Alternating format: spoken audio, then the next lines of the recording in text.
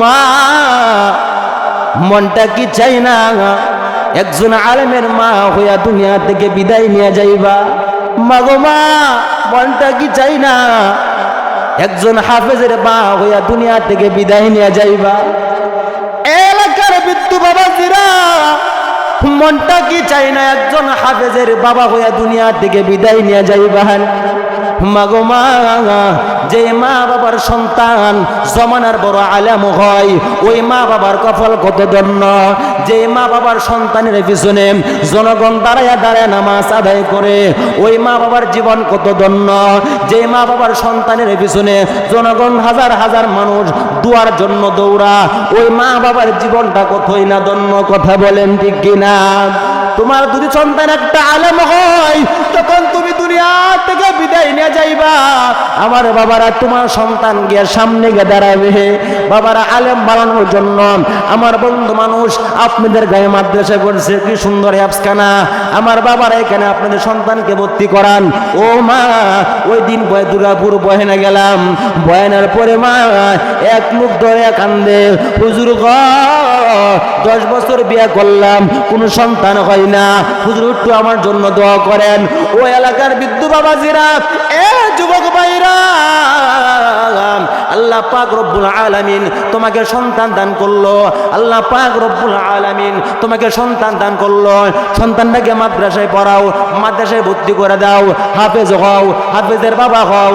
যখন তুমি দুনিয়া থেকে বিদায় নিয়ে যাইবা, তোমার সন্তান তোমার সামনে গিয়ে দাঁড়াবে আর খালি বলবে, ওই এলাকার মানুষ দাঁড়ান দাঁড়ান দাঁড়ান, কাতারগুলো সোজা করেন। যখন তোমার সন্তান তোমার জানাজার ইমামতি করবে, এ বৃদ্ধ বাবাজিরা, যখন তোমার সন্তান তোমার জানাজার ইমামতি করবে, আর যখন হাত বাড়াইবে, আর যখন বলতে লাগবে আল্লাহুম্মা গফিরলি হাইয়িনা ওয়া মাইতিনা ওয়া শাহিদিনা, আল্লাহ তাআলা ডাক দিয়া বলবেন, এ আমার বান্দা, আর কান্দিস না, আর কান্দিস না বান্দা রে, তোমার মা তোমার বাবা দুনিয়া থাকা অবস্থায় আমি আল্লাহ মাফ করে দিয়েছি।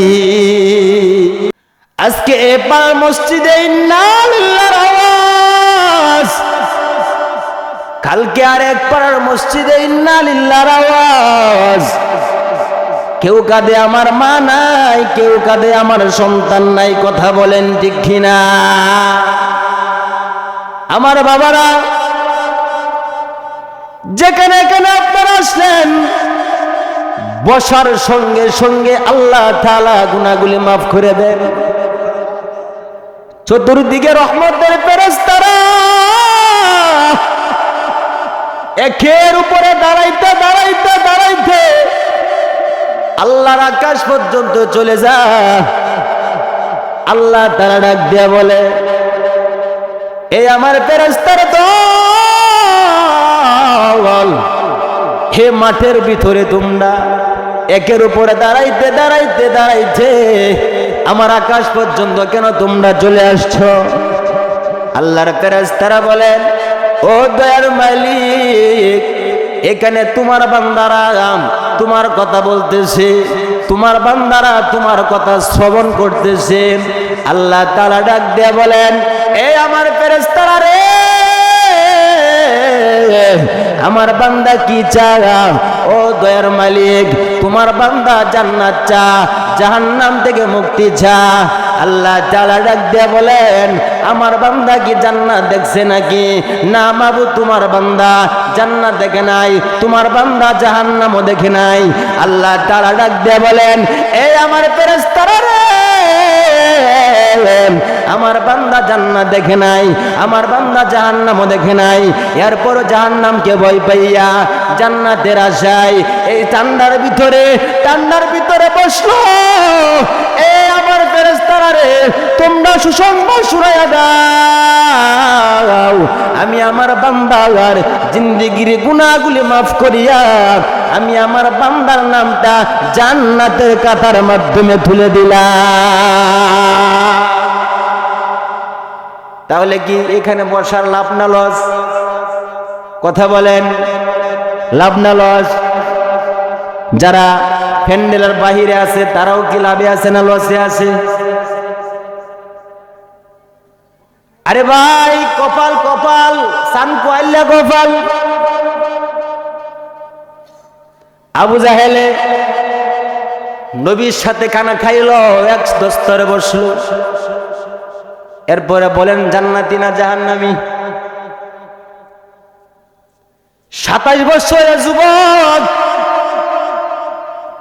তরবারি নিয়ে গেল মুহাম্মদের কাল্লা আনবে, কাল্লা না আইসিয়া কালিমা নিয়ে আসলো। কথা বলেন ঠিক কিনা? এটাও কপাল। কথা বলেন ঠিক কিনা? আজকে প্রেমনগর সালিপুরা মাদ্রাসার এখানে যে মাহফিল হবে অনেক দিন ধরে আমরা সবাই জানি। ইচ্ছা করলে সবাই আসতে পারত, কিন্তু আসে নাই, এটাও একটা কপাল। কথা বলেন নাকি? আরো জোরে বলেন, এটাও একটা কপাল। আমার বাবারা, এ বিদ্যু বাবাজিরা, এ যুবক ভাইরা, পদ্মার আড়ালের মা বোনেরা, একদিন লাল শাড়ি পরিয়া জামাইয়ের বাড়িতে আইছিল রে মা। কত মানুষ না নতুন বধূ দেখার জন্য না কত মানুষ আসছিল। আরেকদিন এমন একটা সময় আসবে তোমাকে সাদা কাপড়ের প্যাকেট বানাইয়া তোমাকে চির বিদায় দেওয়া হবে, আর স্বামীর দরজা দিয়ে বোকার মতন তোমাকে অনুমতি দেওয়া হবে না। কথা বলেন ঠিক কিনা? হে বিদ্যু বাবাজিরা, জীবনে কত গোসল না করলাম, কোনদিন তো নাকে কানে তুলা দিয়ে গোসল করলাম না। কথা বলেন ঠিক কিনা? জীবনের শেষ বিদায় তোমাকে আমাকে দিয়া আমার বাবারা যে সন্তানের জন্য মাতার গাম পায়ে ফালাও, এই সন্তান বাড়িতে আইসা ঝগড়া করবে জমি নেওয়ার জন্য। কথা বলেন ঠিক কিনা? এ হলো দুনিয়া। কথা বলেন ঠিক কিনা? আপন বলতে কেউ আছে? আপন বলতে কেউ নাই, সবাই অন্ধকার, কবরে আমরা চলে যাব বাবা। যেতে হবে খালি হাতে, যেতে হবে খালি হাতে, সঙ্গে কিছুই যাবে না। 3.5 হাত জায়গা পাবি, পাবি না রে বিছানা। 3.5 হাত জায়গা পাবি, পাবি না রে বিছানা। কথা বলেন ঠিক কিনা? ভালো লাগেনি? এ বাবারা, আমাদের মূল মাকসাদ হলো আমরা কবরে যাত্রী রে ভাই।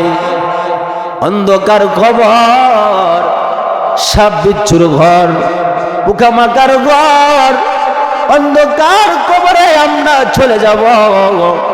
কি নিয়ে যাচ্ছ আল্লাহর দরবারে একটু হিসাব কেন মিলাও না? আল্লাহ পাক রব্বুল আলামিন বলেন, বান্দা রে, আমি আল্লাহ কেমন কুদরতের মালিক তুমি জানো না? এ বান্দা, তোমার কি লাগবে আমার কাছে চা। বান্দা, পাহাড় পরিমাণ গুনাহ করেছো, বান্দা কোনো চিন্তার কারণ নাই, বান্দা কোনো টেনশনের কারণ নাই। বান্দা রে, বান্দা পাহাড় পরিমাণ গুনাহ করেছো, বান্দা চোখের পানি সারিয়া ক্ষমা চাও। ক্ষমা চাইতে দেরি হবে, আমি আল্লাহ মাফ করতে দেরি করব না। মুসা আলাইহিস সালাতু ওয়াস সালামের জামানায় এক আল্লাহর বান্দা, এমন কোন গুনাহ নাই যে গুনাহ করে না। এলাকার মানুষেরা তার গুনার কারণে ভাতে পা রশি লাগাইয়া গ্রাম সারিয়া জঙ্গলে রাইকে চলে আসছে। যখন রাইকে চলে আসে, আল্লাহর বান্দা চোখের পানি সারিয়া কান্না করিয়া আল্লাহর কাছে ক্ষমা চা। এক পর্যায়ে এই লোকটা মারাই গেল। রাত্রিবেলা আল্লাহ তাআলা মুসা আলাইহিস সালাতু ওয়াস সালামকে স্বপ্নে দেখাইলেন, হে মুসা, এমন একটা জঙ্গলে যাও, এই জঙ্গলে আমার একটা বন্ধু আছে, আমার বন্ধুকে তুমি জানাজা পড়াইবা, আমার বন্ধুকে দাফন করাইবা, আমার বন্ধুকে কাফন করাইবা। আল্লাহু আকবার বলেন।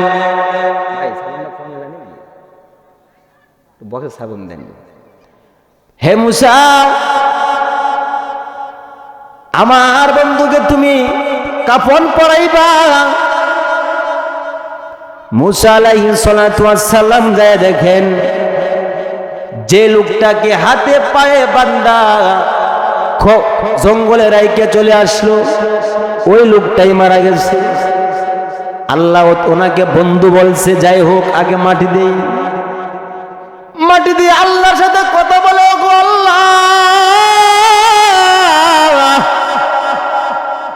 এমন কোন গুনাহ নাই যে গুনাহ সে করে না, গুনার কারণে আমরা সবাই তার উপরে বেরাজ হইয়া তাকে জঙ্গলে রাইকে আমরা চলে আসছি। আল্লাহ, তাকে তুমি কেমনে বন্ধু বললা? আল্লাহ তাআলা ডাক দিয়া বলে, হ্যাঁ রে মুসা, তুমি তো জানো না, তুমি কি জানো না, আমার একটা নাম রহমান। যখন তোমরা সবাই রাখিয়া চলে আসছ, ওই লোকটা আমার কাছে চোখের পানি সারিয়া কান্না করিয়া ক্ষমা চা, আর খালি বললে, আল্লাহ, আমাকে দুনিয়ার সবাই রাইকে চলে গেল, আল্লাহ তুমি তো রহমান, আল্লাহ তুমি তো রাজ্জাক, আল্লাহ তুমি আমাকে মাফ করে দাও, আল্লাহ তুমি আমার তওবা কবুল করে নাও। আল্লাহ বলেন, যেই মাত্র তওবা করলো, আমি তার জিন্দেগির সব গুনাহ মাফ করিয়া তার নামটা আমি জান্নাতের কাতার মাধ্যমে তুলে দিলাম।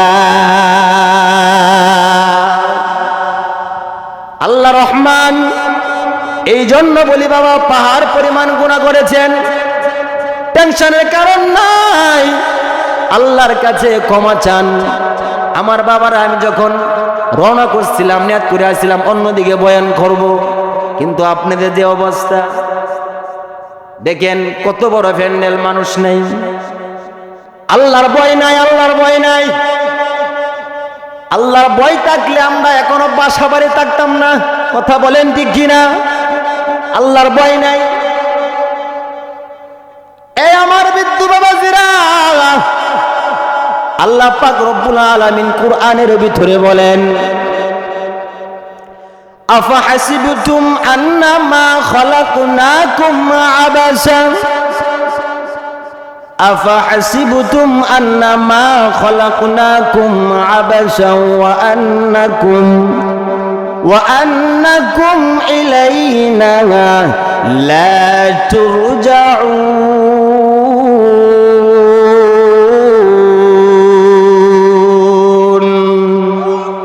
হে দুনিয়ার মানুষ, তুমি কি ভেবেছো আল্লাহ পাক তোমাকে অনাত্তর দুনিয়াতে পাঠিয়েছে?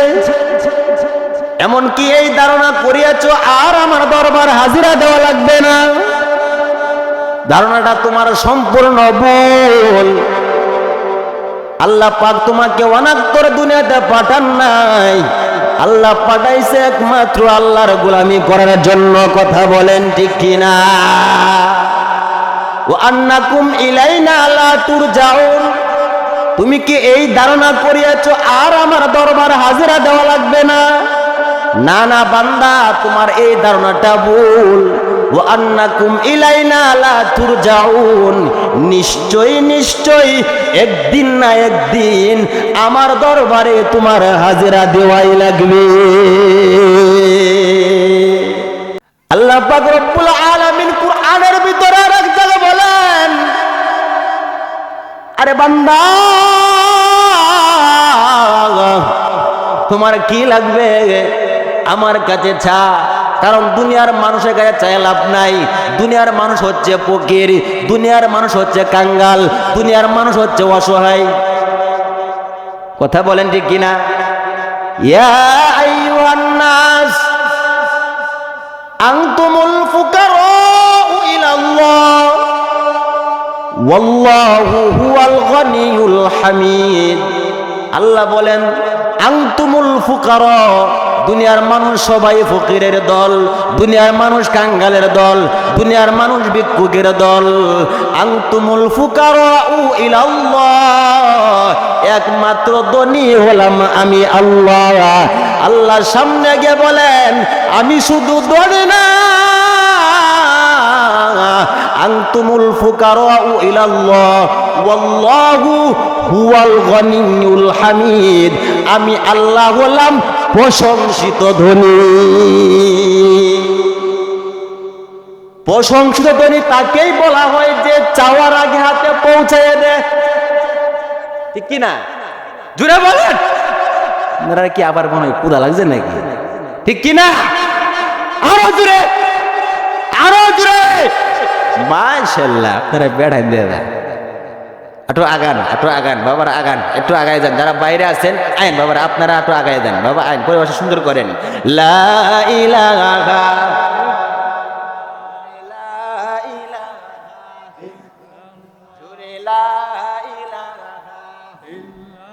লা ইলাহা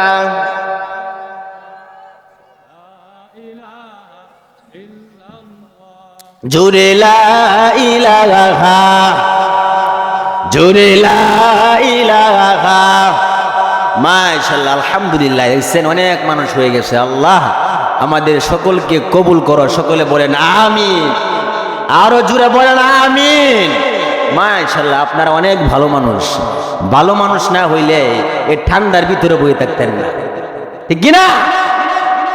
এই যে পরিবেশটা আপনাদেরকে দেওয়া হইল, যদি এমন পরিবেশ দুনিয়ার কোনো বিয়ার অনুষ্ঠানের মতো দেওয়া হইতো, আমার মন বলে এই প্রেমনগর সালিপুরার গরিব মানুষ ছাড়া ধনী মানুষ সেখানে বয়ে থাকতো না। বললো দুর্বানা তোর বিয়া তুই কা, ঠিক কিনা? কিন্তু এখানে আসলেন কোনো ভেদাভেদ নাই, নিজের পাও ঠাও টাকা দিয়ে আসলেন। বাড়িতে যাওয়ার পরে কাউকে নাস্তাও দেওয়া হবে না, কিনা বলে? এটাই আল্লাহর রহমত। এদিকে পরে যাই, যে কথাটা বলতেছিলাম বাবা, প্রশংসিত ধনী বলে তাকে যে চাওয়ার আগে হাতে পৌঁছায় দেয়। একটা মানুষ দুনিয়াতে আমারে বাড়ি করে দাও প্রেমনগর সালিপুরার, যে চাওয়ার আগে হাতে পৌঁছায় দেয় আছে নাকি? চেয়ারম্যানের কাছে আপনি গেলেন, দেখবেন চাইতে চাইতে চাইতে চাইতে জুতা কয়, চামড়া কয়, চাইলেন ৫,০০০, দিল ২,০০০, ইয়ার পরে বরকতি হাতে আরো ১,০০০, ঠিক কিনা?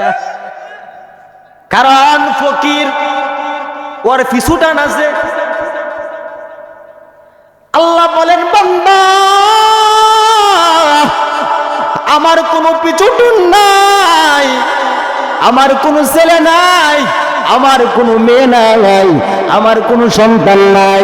বান্দা রে আমি তোমারে খুব মায়া করে বানাইছি, বান্দা রে আমি খুব তোমারে মহব্বত করে বানাইছি। এ বান্দা তোর মাকে যখন ডাকো আমি তোমার দিকে কুদরতি তাকায় থাকি, যখন তোমার বাবাকে ডাকো আমি কুদরতি তাকায় থাকি। বান্দা রে মা ডাকার পরে, বাবা ডাকার পরে তুমি যদি একবার আমাকে আল্লাহ বলে ডাক দিতা, আমি আল্লাহ তাআলা তোমার উপর খুশি হইয়া তোমার জিন্দেগির গুনাহগাতা মাফ করে দিতা। চাওয়ার আগে আল্লাহ কেমনে হাতে পৌঁছায় দেয় ১ মিনিটে বুঝাই। আপনি আমি যখন দুনিয়াতে আসার কোনো চিন্তাই ছিল না, ঠিক কিনা? ঢাকা থেকে আসছে আমার বয়ান শোনা লেগে। ঢাকা একজন মাদ্রাসার মোতাইম সাহেব, হুজুরের মাদ্রাসায় অনেক দিন আমি খেজমত করেছি, অনেক মহব্বত করে। ঢাকা থেকে হুজুর আসছে। আমার বাবারা, আল্লাহ পাক রব্বুল আলামিন বলেন দুনিয়াতে আসার কোনো তোমার চিন্তাই ছিল না। মা বাবা মৃত্যু হওয়ার পর এক ফুটা নাপাক পানিকে 40-এর উপরে 40 চিল্লা লাগাইয়া লাগাইয়া লাগাইয়া আমি আল্লাহ তাআলা 40 দিনে আমি রক্তের চাক্কা বানাইলাম, 40 দিনে আমি হাড্ডি বানাইলাম, 40 দিনে গোশত বানাইলাম। এইভাবে চিল্লা লাগাইয়া লাগাইয়া লাগাইয়া লাগাইয়া আমি আল্লাহ তাআলা তোমার মায়ের গর্ভে তোমাকে বানাইলাম। বান্দারে প্যাকেটের উপরে প্যাকেট, কাবারের উপরে কাবার, কাবারের উপরে কাবার, এইভাবে দিয়া দিয়া দিয়া দিয়া আমি তোমাকে দুনিয়াতে আনলাম। এ বান্দা বান্দারে একটু কেন চিন্তা করো না? এরপরে কেন আমার কুদরত দিকে চিন্তা করো না? বান্দারে এরপরে তুমি কেন চিন্তা করো না? দুনিয়াতে এমন কোনো ফ্যাক্টরি নাই যে ফ্যাক্টরি থেকে তেল বাইর হয়, লবণ বাইর হয়। আমি আল্লাহ এমন কুদরতের মালিক। বান্দারে মা একটা ফ্যাক্টরি, মার গর্ভ থেকে 5টা ছেলে বার করলাম, 5টা মেয়ে বার করলাম। বান্দা দাঁড় করায়া দেখ, একজনের চেহারার সাথে আর একজনের চেহারার কোনো মিল নাই, একজনের কণ্ঠের সাথে আর একজনের কণ্ঠের কোনো মিল নাই। কারণ এই চেহারাটা আমি আল্লাহ নিজের হাতে বানাইছি। ফেরেশতাকে বললাম বান্দার হাতটা এভাবে দাও, পাওটা এভাবে দাও, কিন্তু বান্দার কপালটা বানাইবা না। এই বান্দার কপালটা আমি আল্লাহ নিজের হাতে বানাইব। কারণ এই বান্দা কপাল দিয়ে আমাকে সেজদা দিবে। এই জন্য আল্লাহ তাআলা বলেন, ওগো আমার হাবিব, আপনার উম্মতের জানায়া দেন, এই উম্মতের দল, ও স্বামীর দল, স্ত্রীকে প্রয়োজনে শাসন করো, খবরদার চেহারার মাধ্যমে যেন কোনো আঘাত না লাগে। ও শিক্ষকের দল, ছাত্র শাসন করো, শোষণ করা যাবে না, হারাম, খবরদার চেহারার মাধ্যমে যেন কোনো আঘাত না লাগে। কারণ চেহারাটা আমি আল্লাহ খুব মায়া করে বানাইছি, খুব দয়া করে বানাইছি। এই চেহারা থাকবে 40 বছর থাকবে বান্দার ফুটান্ত গোলাপের মতন, কিন্তু 40 বছর লাগে না। বাংলাদেশের জমিনে 23 বছরের যুবকের দিকে তাকাইলে মনে হয় শুকনা কাঠ হয়ে আছে।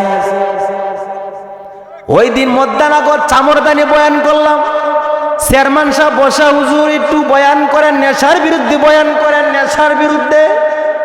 আমি বয়ানের এক ফাঁকে গিয়ে বললাম, আমাদের সোনার বাংলাদেশে বিড়ি নিশাচ্ছে, গান্ধার নিশাচ্ছে, বর্তমানে নেশা হচ্ছে মোবাইলের নেশা। জুড়ে বলেন, আরো জুড়ে জুড়ে বলেন, মাশাআল্লাহ। বর্তমানে নেশা হচ্ছে মোবাইলের নেশা। মোবাইলের কারণে বান্দার চোখের পাওয়ার নাই, মোবাইলের কারণে বান্দার কিডনি নাই, মোবাইলের কারণে বান্দার কানের পাশগুলো নষ্ট হয়ে গেছে, মোবাইলের কারণে বান্দার চেহারা নষ্ট হয়ে গেছে। কারণ এই চেহারা তো নষ্ট হওয়ার কথা না, এই চেহারা তো আল্লাহ নিজের হাতে বানাইছে, এই চেহারা তো আল্লাহ নিজের হাতে বানাইছে। 40 বছর পর্যন্ত চেহারা থাকবে ফুটান্ত গোলাপের মতন, দেখলে মায়া লাগবে। নূর নাই, নূর নাই কেন? একমাত্র গজবের মোবাইলের কারণে। কথা বলেন ঠিক কিনা? কথা বলেন ঠিক কিনা? আমার বাবারা, আল্লাহ পাক রব্বুল আলামিন বলেন, বান্দা কেন আমার কুদরত তুমি চিন্তা করো না? বান্দারে এই যে মাইক চলতেছে, বেশিক্ষণ চললে গরম হয়ে যাবে। এই যে বাতি চলতেছে, মাস শেষে বিল দিতে হয়। 1 মাসে দিবা না, পরের মাসে জরিমানা, আর 1 মাসে দিবা না, আবার জরিমানা, 3-4 মাস দিবা না, নালটা কেটে দিবে। আল্লাহ বলে, বান্দারে জন্মের পর দেইগা তো জিব্বা নামের মেশিন দে, লড়াইয়া লড়াইয়া লড়াইয়া লড়াইয়া কত কথা বললে, কত কথা সাপ্লাই দিলে, কোনোদিন তো গালটাও ব্যথা করলো না, কোনোদিন তো জিব্বাটাও ব্যথা করলো না। এ বান্দা, আমি আল্লাহ কেমন প্রশংসিত ধনী বান্দা তুমি জানো না? দুনিয়াতে আসার পর যখন তুমি দুনিয়াতে আসলা, বান্দারে তোমার কাবারের আয়োজন মাও করতে পারে না, বাবাও করতে পারে না, তোমার ভাই করতে পারে না, তোমার মামা করতে পারে না, তোমার খালা করতে পারে না। আমি আল্লাহ কেমন কুদরতের মালিক রে বান্দা! আমি আল্লাহ কেমন প্রশংসিত ধনী রে বান্দা, 1 মিনিট তুমি কেন চিন্তা করো না বান্দা রে, 1 মিনিট চিন্তা কর আমি আল্লাহ কেমন কুদরতের মালিক, আমি আল্লাহ কেমন প্রশংসিত ধনী। দুনিয়ার মানুষ প্লাগ জামা পানা, প্লাগের ভিতরে 24 ঘন্টার পর গরম থাকে না।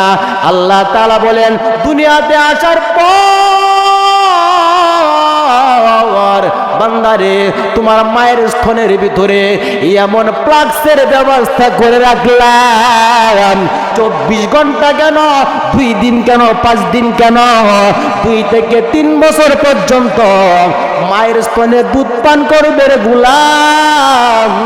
1 মিনিটের জন্য প্লাগসের দুধ কোনোদিন নষ্ট হবে না। তাকে বলা হয় প্রশংসিত ধনী, কারণ দুনিয়াতে আসার আগে রিজিক দিয়ে দিলেন।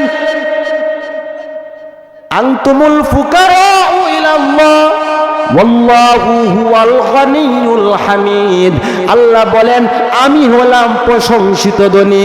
বান্দারে তোর কি লাগবে আমার কাছে চা, কিন্তু চাওয়া লাগবে 2টা বিষয় নিয়ে। কেমনে চাইবা আমি আল্লাহ তাও বলে দিলাম। আল্লাহ বলেন ইয়া আইয়ুহাল্লাযীনা আমানু ইসতাঈনু বিস-সাবরি ওয়াস-সালাহ ইন্নাল্লাহা মা'আস-সাবিরিন। বান্দা চাইবে 2টা জিনিসের মাধ্যমে। 1 নম্বরে নামাজ, 2 নম্বরে বান্দা ধৈর্য। এখন সোনার বাংলাদেশে নামাজ নাই, ধৈর্যের তো আরো আগেই নাই। নামাজ আছে নাকি? এই যে হুসমাইশের দিন মসজিদের মুয়াজ্জিনে আল্লাহ আল্লাহ একা একা আজান দেয়, মুয়াজ্জিন সাহেব না থাকলে আজানই নাই। কথা বলেন ঠিক কিনা? আজানই নাই। হুস মাসে ঠান্ডার দিন মুয়াজ্জিন সাহেব বলেন আসসালাতু খায়রুম মিনান নাউম।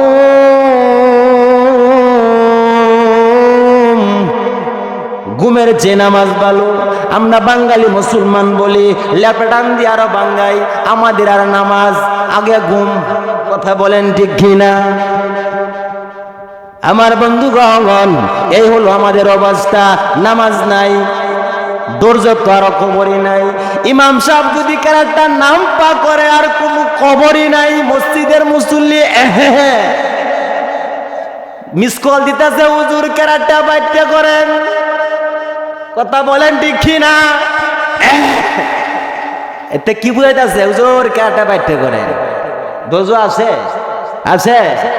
শুক্রবারের দিন সবার পরে যাইব, আবার সবে আগে দর দিব। বাড়িতে যাই দেখে আর একজন জুতা নিয়ে গেছে, দরা কাইলে ভাই টেস্ট করলাম, না এলে গেছে। কথা বলে কথা ঠিক আছে না? ঠিক আছে না? দরা কাইলে টেস্ট করছি, না এলে গেছে। এই হলো আমাদের অবস্থা। আর যখন ইমাম সাহেব দাঁড়াইবো ঠিক কিনা? নামাজও নাই, ধৈর্য নাই। আল্লাহ ডাক দেয়া কই এ বান্দা এমনে চাইলে হবে না। বান্দারে তোর সাথে নামাজ করো, বান্দারে সবরের মাধ্যমে আমি কাছে চাও। বান্দারে আগে দিলটা পবিত্র বানাও, জিহ্বাটাকে পবিত্র বানাও। বান্দারে জিহ্বা যদি পবিত্র বানাইতে পারো বান্দারে চাইতে দেরি হবে, বান্দা তুমি পাইতে দেরি করবা না।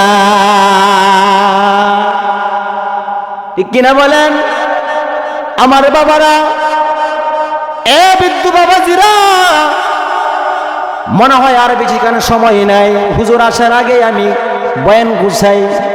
আমার বাবারা, হে বিদ্যু বাবাজিরা, আমি আপনাদের সম্মুখে একটা হাদিস কেন পড়লাম?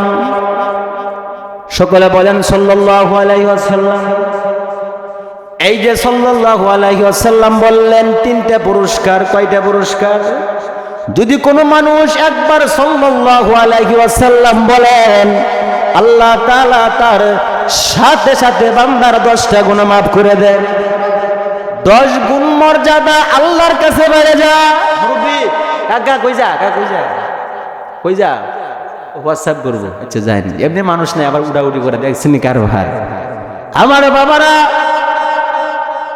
একবার সাল্লাল্লাহু আলাইহি ওয়াসাল্লাম বললেন আল্লাহ তাআলা 10টা গুনাহ মাফ করে দিলেন, 10 গুণ মর্যাদা আল্লাহর কাছে বেড়ে গেল। গুনার পরিবর্তনে আল্লাহ তাআলা নেকি দিয়া ভরপুর করে দিল। বলেন সুবহানাল্লাহ।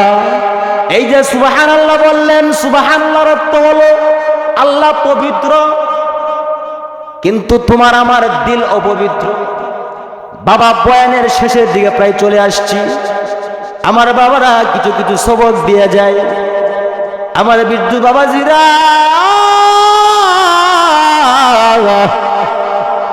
পদ্মার আড়ালের মা বলে রাগো মা, ও মা, মনটা কি চাই না একজন আলেমের মা হইয়া দুনিয়া থেকে বিদায় নিয়ে যাইবা?